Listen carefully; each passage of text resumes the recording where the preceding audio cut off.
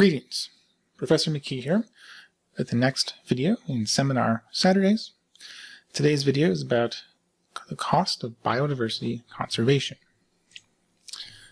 The paper is called Pricing the Priceless, the Financing Cost of Biodiversity Conservation, and standard disclaimer that I will mangle these names, by Fukang Chen, Minhao Chen, Lin William Cong, Haoyu, and Jacopo Ponticelli. This is a working paper that was presented at AFA in 2025.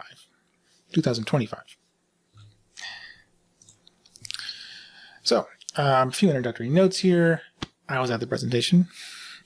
I thought it was a pretty interesting paper, interesting setting, so I decided to include it in this semester's series. And this is actually about municipal governments, like our arrears paper, but the focus is instead on the government themselves, not the companies that do procurement contracts with them, although they do mention procurement a little bit here. All right, so the question they're really looking at, it's not super clear exactly what they're doing, but they're really asking, what's the true cost of national parks? And one of the reasons you have a national park is to have biodiversity, more species, preserved from extinction. Now, this does have some economic value, although it can be hard to calculate. There are other things of value you might have from biodiversity beyond economic value, but I'm a finance professor, so that's the kind of thing I'll focus on. But what they're going to be looking at is, it's all well and good to say we want to have national parks, but we don't get them for free. There are costs imposed when we have these things that preserve biodiversity. So they're going to look at how expensive is a mandate to have these national parks, and when a national government imposes an unfunded mandate, how much harm does it inflict on the local governments who have to maintain the national parks, and they have to pay for it themselves. And one way to think about it, again from a very, very finance sort of perspective, is biodiversity is kind of like a long-term risky asset. We have various possible scientific discoveries you might make if the species don't become extinct. These are risky because we don't know if we're actually going to find anything. They're also going to be long-term because we're probably not going to make the discovery tomorrow. It might happen decades from now. And we have an annual cost of maintaining the species from extinction by maintaining these national parks. Now again, there could be other reasons why we want national parks and are willing to pay for them. I'm just focusing on the investment and finance side because that's our area, my area at least. Now, there is an endogeneity issue that they're trying to get around, which is, well, natural parks are not chosen randomly. It's very path dependent. They're selected by the government, and there's going to be a variety of reasons as to why you choose to make this place a national park, natural park. And so we might not, if we see costs for local governments, it might be hard for us to really establish causality that it's because of this natural park versus other things that were causing this place to be more likely to be selected as a natural park. So the very ideal setting, which we're not going to get here, is that, the government's randomly assigned places to be natural parks, then we see how the costs for the municipal governments that are forced to take care of these natural parks evolve. And again, we're not going to quite get there. What we're going to see is a sort of a shock in terms of everyone who has national parks gets affected, and there's going to be some heterogeneity in how much each municipal gets affected. So this is based on China. The Chinese government is very centralized in some ways, and so there's quite a few settings where the national government decides that they're going to do some big initiative and big changes. And so anytime something like that happens, we can often find a way to try and get a nice natural experiment, and that's what they're doing here. So it's called a Green Shield action, where the national government in 2017 does a national regulatory initiative where they're strengthening rules against the economic development of national nature reserves, NNRs. Now, the reason they're doing this is because many local governments had been allowing economic development, at least allegedly, and that economic development was illegal against the rules for nature reserves. So if it's a nature reserve, you're not supposed to be putting resorts or things like that on that land. So this Green Shield strips away a lot of the local discretion that was allowing this illegal development and puts a burden on the local governments to remove illegal development and prevent further development as well. Okay, so the first place they look at is, some municipal governments have a nature reserve within their legal boundaries, and some don't. Well, we have a pretty standard difference in difference approach here, where we look at the relative difference between the municipals that do have a nature reserve and the ones that don't. Now, this is not perfect, because again, these pre-existing nature reserves are not randomly assigned. They include some information about how nature reserves are supposedly chosen purely for biodiversity consideration, not for economic development. I'm not sure how much I really believe that. I feel like economic development, or the opportunity cost of not being able to economically develop that area, is always going to be somewhat relevant, even if you don't have anyone from finance or economics on the board of people who chose this place. But okay, maybe they weren't chosen for economic development. That doesn't fully satisfy the indigeneity police or me, because there could be other reasons why this particular place was chosen that affect how the municipal government is able to handle this mandate. So they're able to measure a lot of things. There's a lot of different data sources here, but they're going to be able to see how much economic development each individual nature reserve had. And so municipals that had nature reserves and they weren't having a lot of illegal development, well, they don't need to change their behavior, right? They can just keep doing the same thing they were doing. They're probably not in violation of these newer, stricter rules.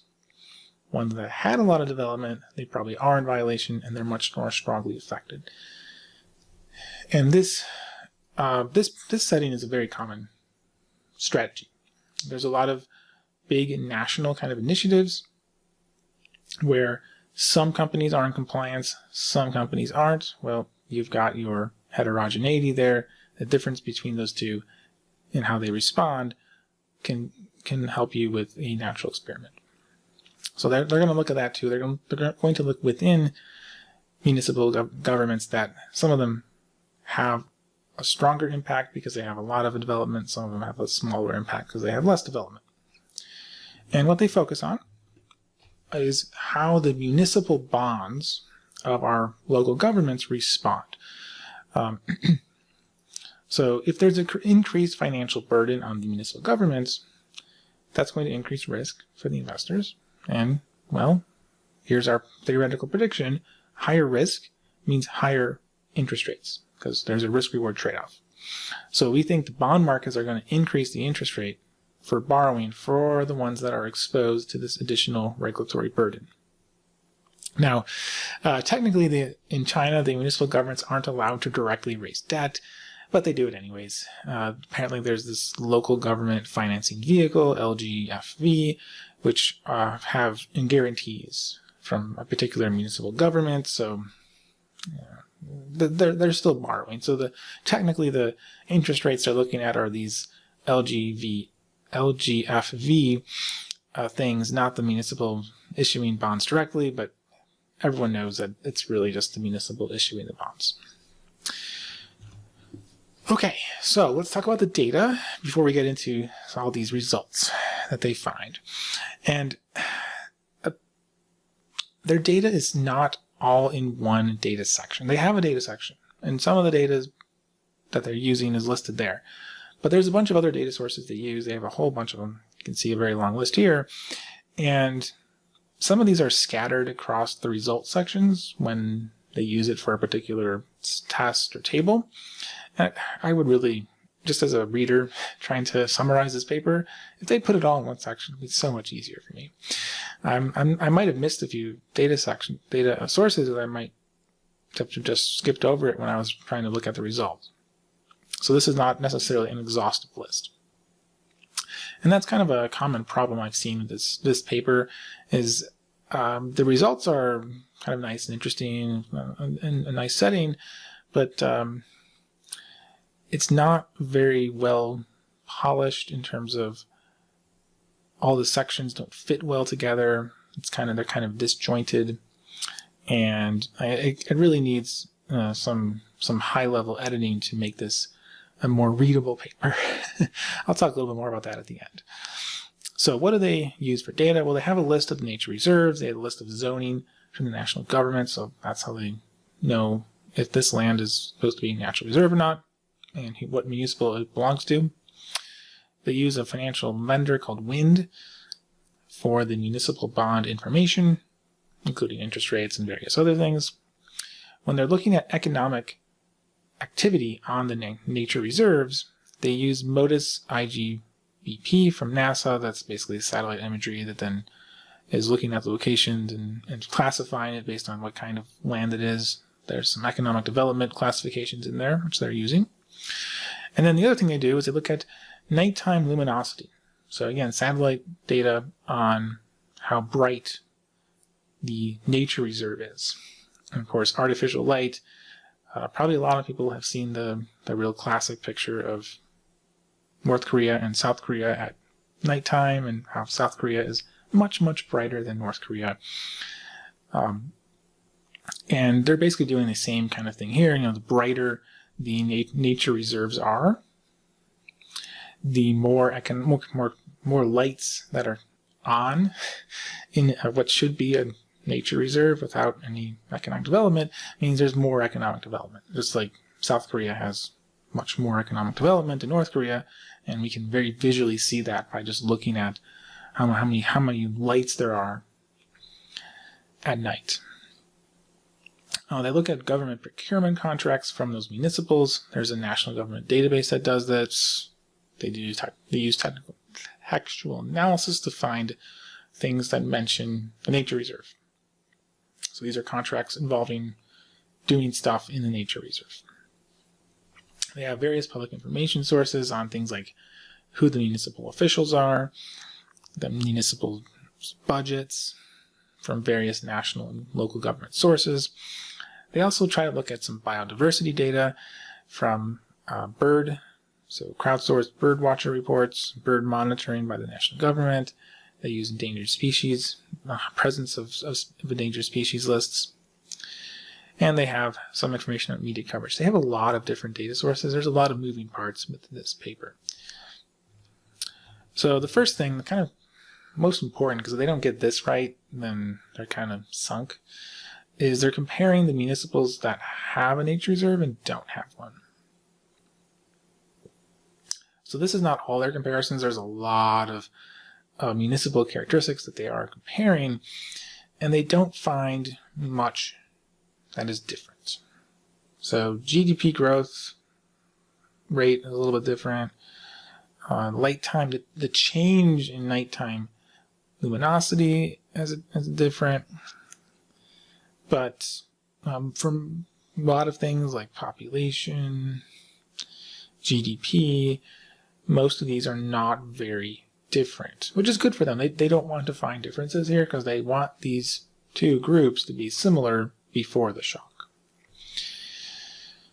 And it says a note, these triangles here, in case you're not familiar with that, that just means delta, Greek letter, and that just means the change. So this is the level of GDP pre-shock. This is the change in GDP pre-shock. So most of these are not different, and of course they're doing like 25, 30 variables, so we would expect to see at least one or two that do show up with statistical significance just by random chance, because they're running this t-test so many times.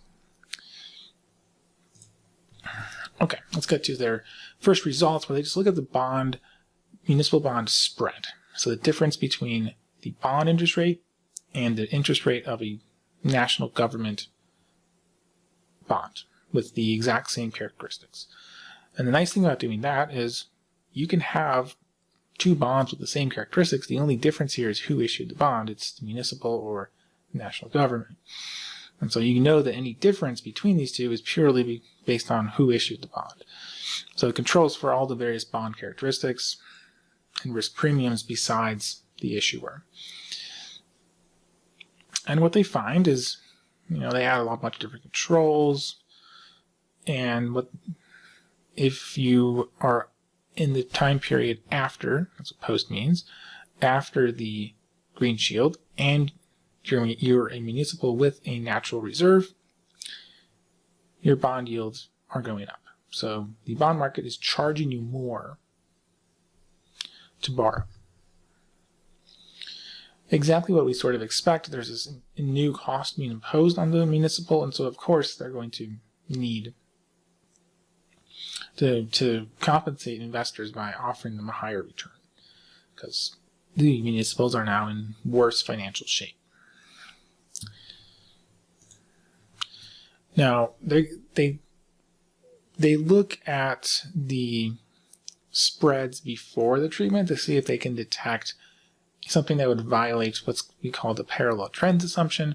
So difference in difference is a really useful technique, and one of the things that can break this technique and mean we're not finding anything causal is if there's some sort of pre-existing trend in what we're looking at that is why we find differences between the two groups, not because of the shock itself.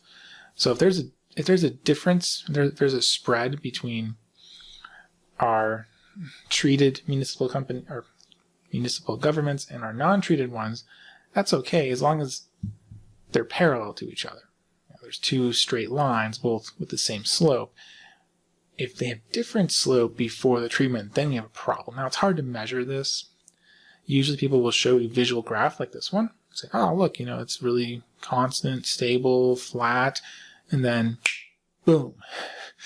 The treatment happens late 2017, and then spreads go way up. Now, it appears like it takes several quarters before the interest rates start really increasing. They're pretty flat until 2018, and then they really start to take off. My sort of interpretation, at least when I first saw this, was, this is basically the bond market's going, oh, wow, they're actually serious about enforcing these rules, because China's had initiatives like this before. So that's my interpretation. There could be other explanations here, but mine one, which is one that is favorable to the paper, is like, the markets took a while to realize that, the national government is actually serious about forcing the local governments to follow the rules for these natural nature reserves. All right, and then that was the main result. There's an increase in spreads. Now they do some triangulations here looking at the nature reserve exposure. So we had the mere presence of a nature reserve, but just because you have a nature reserve doesn't mean you're really needing to do anything differently as long as you were following the rules ahead of time. So if you have more exposure, you have a larger exposure to nature reserves because there's more nature reserve square feet within your municipal boundaries, then there's going to be a greater impact. And there's a bunch of other tests I'm not going to show where they look at different measurements, but how you define the bond spread. There's two earlier environmental initiatives they look at. There's a bond market regulation initiative they look at. I'm not going to show those. There's a lot to show as it is. So in terms of exposure to nature reserve, so their nature reserve area, instead of just the existence of a nature reserve, interacted with their in the post period, and as the area of nature reserve in your municipal increases, your spreads increase. So the presence of a nature reserve, you see an increase of your bond yields, and the more area that you're responsible for relative to your total municipal area, the higher this yield gets. Pretty standard, straightforward kind of result there. Now, why would it be more expensive for the borrowers, the municipals? They're under financial stress, but there's a number of potential channels here that they're trying to examine. So there could be some one-time costs where there was illegal economic activity that they were allowing to happen, and now they're going to stop that. Well, it's going to cost money to bulldoze down the illegal resort hotel in the national park, or whatever, the mine. You're closing the mines, and there's going to be costs. Possibly because they need to change how they are managing the nature reserve, they're going to have to increase spending on government procurements to do that maintenance. And if they're getting rid of illegal economic activity, they're getting rid of economic activity, which they were probably getting tax revenue from. So they might have reduced revenue. They could have increased costs as well as reduced revenue. It's going to be hard to separate these, but they're going to try.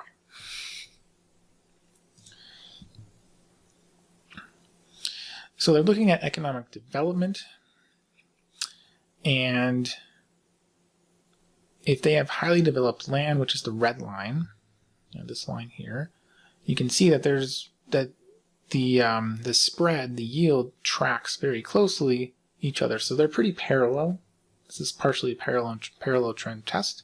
And this is with luminosity, again, very parallel. They're moving very closely to each other.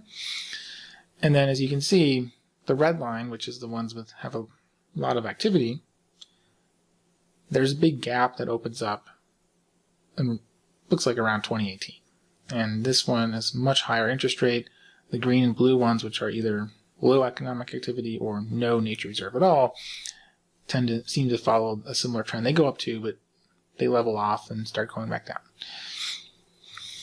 So visually, it's a pretty convincing, at least to me, that yep, if you had a lot of development, you got hit a lot harder by this increase in bond yields. Now, more formally, they look at a triple interaction here. So you have a nature reserve, you're in the post-treatment period, and you had high economic activity as measured by either the land classification or the nighttime luminosity in that nature reserve. And sure enough, it looks like, yeah, especially if we're talking about the developed land classification, their spreads are higher and very strong. Now this is without the triple interaction, which means this is the ones that had nature reserves but they didn't have high economic activity. They're still going up too. Not as much, but still going up. Now, they pick, so this high thing means they're in the top quartile for either developed land area or nighttime intensity, nighttime luminosity.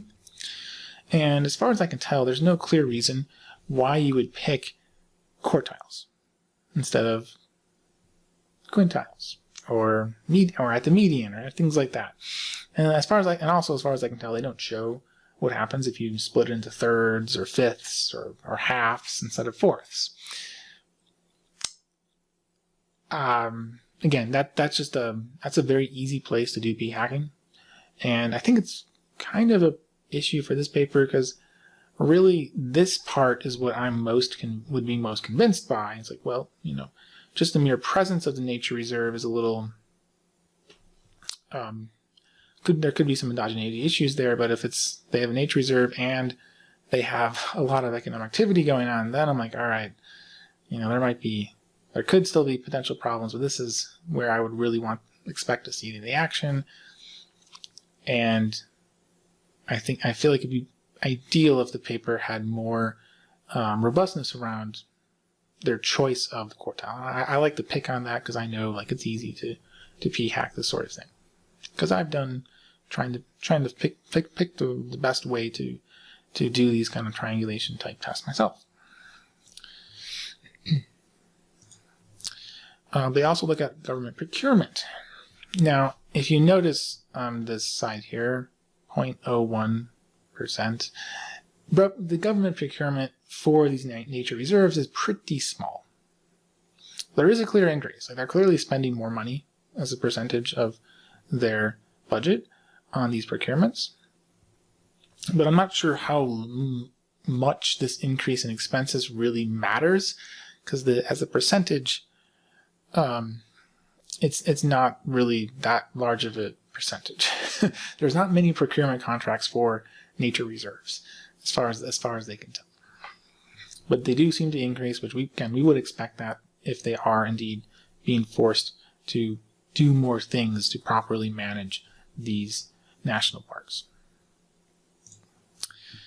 And the last thing they look at is their deficit. So do these municipals experience reduced revenue and increased expenses? And their fiscal deficit, if they're a treated municipal government, yep, it's increasing. So either revenue's down or expenses are up. I feel like they should be able to see what the revenues are and what the expenses are, just at the total level. And I'm not quite sure why they don't include those. They're just including the net deficit basically here. So I feel like it'd be a great place to kind of see, is it revenue that's going down? Is it deficits? If it's expenses going up? Because that gives us more differentiation on where's the problem for our municipal government. And of course, this increase in deficit is an obvious reason for our interest rates to rise. These municipals are experiencing more financial hardship because of this Green Shield and regulatory initiative. So they don't really disentangle the channels. They do find evidence supporting all these channels. And I mean, it's not surprising that all these channels might matter. I do really wish they'd shown revenue and expenses separately. I don't know if they did and they didn't find anything or what, but that would have been a great thing to include, in my opinion. Okay, so they have a few additional triangulations they look at. They're going to look at pre-existing government indebtedness. So this government already had a lot of debt, and then they have this additional nature reserve shock imposed on them. And the idea here is, well, you're already loaded up on debt. It's much harder for you to raise more money with debt, and so you're going to be more affected here. You were in a fragile financial situation already, and now you're getting pushed harder. They also take a look at politician incentives, because basically there's a local mayor or party official who's in charge of the municipal area, the local government. And what the paper argues is if they're early in their term, they're going to be less worried about complying with these requirements because they are less worried about finding their next job. These are kind of low-level political politicians, and so they're probably hoping they can do well here and then get a promotion. So that's two of the things they're going to look at. So for pre-existing debt, pretty unsurprising. Yes, they do that triple interaction with high debt burden, interacted with more after the shock, and we had a nature reserve. And yes, if you have high total debt, that's where the increase in the spread is coming from. If you have high interest-bearing debt, so you're paying interest expense on it, again, higher bond spreads. Now again, high debt means you're in the top quartile for municipal governments. And once again, no clear theoretical reason to pick quartiles. I'm not sure why they choose quartiles, why they choose just the top quartile versus the bottom 75%. There's a lot of other potential ways you could have picked this, and it would be good, ideal to show that yes, it doesn't actually matter which way you pick. And then they look at the politicians. So potentially the local mayors, the local party officials were allowing illegal economic development, and then they get caught through this initiative, they might get fired, right? And what they find is, no, there's no increase in turnover for two of the main local officials. So it doesn't seem like there's a huge effect on turnover. And then they go down to, all right, are you in your first 2 years of tenure? So you're early on in your term of office, and you're going to be freer to do what you want because you're not worried about getting a promotion yet. And that seems to be completely irrelevant. That triple interaction is basically 0. So they're not really finding much in the way of political risk impacting these bond spreads. All right, so last thing I look at is, what about biodiversity? I mean, the whole start of the paper was about biodiversity. Did this actually change biodiversity? It might be useful to know that.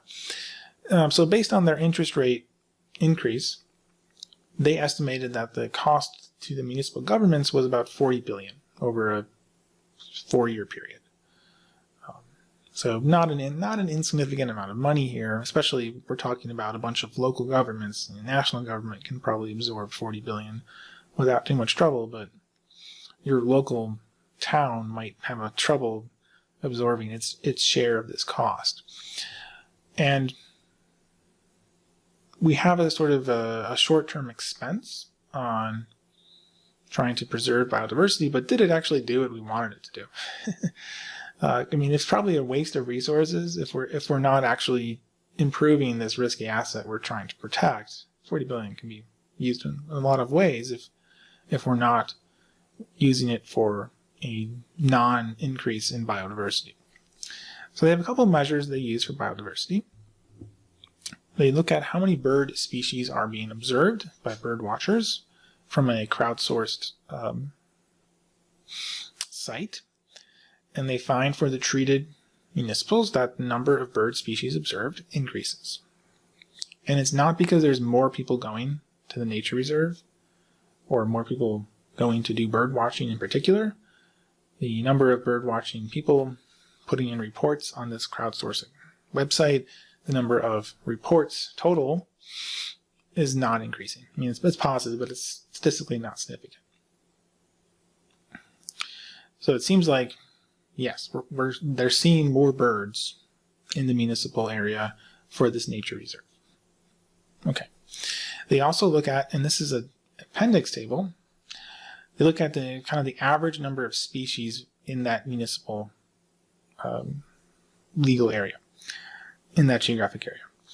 So species richness average is sort of the average number of species that you're likely to be able to encounter within that city. And for the ones with the nature reserves, that increases after the Green Shield Initiative. And the ranking is them ranking all the cities in China. And so if your rank increases, the number on your rank goes down, right? You're at 100, you're the 100th city for species diversity in your municipal area, and your ranking improves, maybe you drop to 90. Well, you go from 100 to 90, that's going down. So that's why they have a negative value there. So it does seem like both with the bird biodiversity as well as other animals, or all animals in general, there's more biodiversity, at least at that kind of organism level, as far as they can measure. This is kind of a hard thing to measure, of course, after this shock. So it seems like, yeah, there's some evidence, at least, that the biodiversity is actually increasing. So, they're getting something for this $40 billion. Okay, so to summarize this paper, we have a significant cost, $40 billion over 4 years, to do this regulatory action. And one of the main things they're actually measuring with their estimates of that bond spread is how expensive was this mandate on the local governments. It may have improved biodiversity. We have some evidence supporting that. Of course, there's potentially other economic costs that are not being measured just by looking at how the financial markets reacted. There could be lost economic activity that the markets are not fully pricing in. So this $40 billion is not necessarily the correct number. It could be different. It could be higher. And I went through a number of their triangulations and subtests. I tried to sort of tell a story about how they're sort of structuring their paper with all these different tests. And it was hard. This is a pretty bloated paper. It's 83 pages with all their appendices. They got tons of these tables. And I really feel like this is a paper that is very obvious. This has not been published in a journal because you would have to polish this paper and really kind of streamline it, organize it better, make the narrative and sort of the story you're telling with these tables more obvious if you wanted to publish this somewhere. Now, I mean, like they have plenty of tables, they have plenty of results. I feel like they can tell a story here. They're just kind of throwing lots of stuff in, and they're not really doing a good job of putting all the pieces together to make it larger than the sum of its parts, right? There could be synergy in how they weave everything together, and they're not. At least I personally don't feel like they're doing a great job with that. Now, again, that's the kind of thing you do at the end after you found all your results. So they're right at the stage when they would be trying to sort of polish the paper, improve how it flows, how readable it is. So best of luck to the authors there. It was a very interesting setting. I don't get to see a lot of the natural experiments that other countries are doing. So it's always nice to bring those in and not just always show up in the United States. All right, so that is everything for this week's seminar.